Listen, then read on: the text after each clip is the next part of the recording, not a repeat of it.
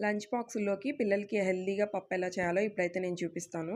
నేనైతే ఒక గ్లాస్ కందిపప్పు తీసుకుంటే, ఇంకో గ్లాసు ఎర్ర కందిపప్పు తీసుకుంటాను. నార్మల్ పప్పుతో పోలిస్తే ఎర్ర కందిపప్పు హెల్త్‌కి చాలా మంచిది.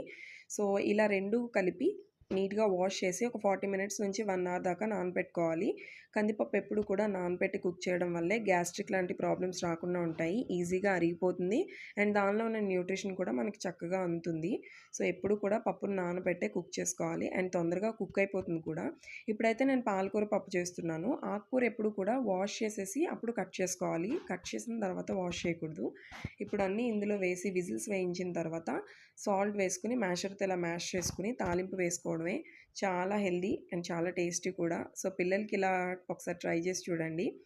అండ్ ఇలాంటి healthy lunch and snack recipes కోసం ఛానల్‌నైతే సబ్స్క్రైబ్ చేసుకోండి. Thank you.